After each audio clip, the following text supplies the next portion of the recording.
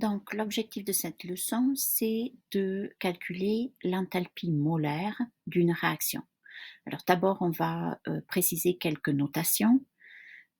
Pour une réaction qui n'est ni une combustion, ni une formation, ni une décomposition, on va mettre tout simplement un petit indice R à côté du delta ici. Donc, si je dis delta RH égale moins 80 kJ, ben, je sais que ma réaction a libéré 80 kJ d'énergie. On va mettre un petit C pour une réaction de combustion. Alors ça veut dire que si on vous dit delta CH du méthane égale un certain nombre de kilojoules, vous savez exactement qu'est-ce qu'il faut écrire comme équation chimique. Méthane plus oxygène donne CO2 plus H2O.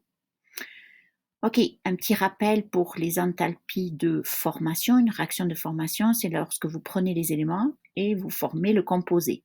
Donc si je vois delta FH, mettons de MgCl2 égale un certain nombre de kilojoules, je sais que ça fait référence à cette équation chimique. Pour la décomposition, rappelez-vous de l'électrolyse de l'eau, par exemple pour la décomposition de l'eau.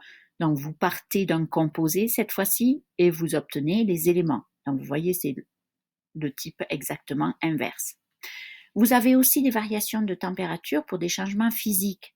Donc si vous voyez DIL, ça veut dire qu'on a fait une dilution. Par exemple, je vais calculer la variation d'enthalpie de la dilution du chlorure de sodium dans l'eau. Est-ce que l'eau varie de température quand je mets du NaCl dedans?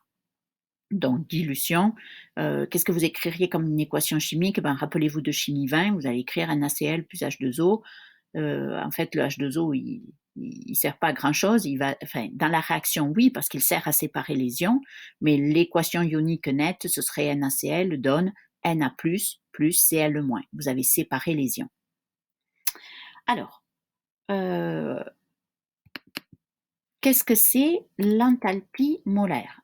Donc, on va déjà aller faire une petite révision des quantités molaires. Rappelez-vous de la masse molaire. C'est la masse divisée par le nombre de moles. Le volume molaire, c'est le volume divisé par le nombre de moles. Donc, par analogie, l'enthalpie molaire, ça va être l'enthalpie de la réaction divisée par le nombre de moles. Alors attention, il vous faut une précision supplémentaire. Il vous faut dire par rapport à quel réactif vous allez calculer l'enthalpie molaire. C'est le nombre de moles de quoi? Alors ça, d'habitude, on va l'écrire en dessous du delta H ici. Par exemple, si je fais la combustion du méthanol et je veux savoir quelle est la variation d'enthalpie molaire de cette combustion par rapport au méthanol, ben je vais écrire CH3OH ici, puis le nombre que je vais mettre, le nombre de moles que je vais mettre, je vais prendre le nombre de moles du méthanol. OK.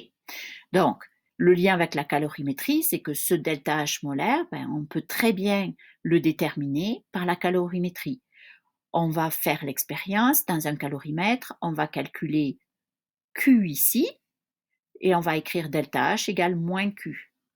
Donc, on mesure delta T, on calcule Q, delta H égale moins Q, et ensuite, on va diviser delta H par le nombre de moles de la substance qu'on considère, et on va avoir l'enthalpie molaire de la réaction vis-à-vis de cette substance. Alors, donc, voilà la formule qui n'est pas dans votre livret de données, mais qui est facile à comprendre. Le delta H, c'est le nombre de moles fois l'enthalpie molaire.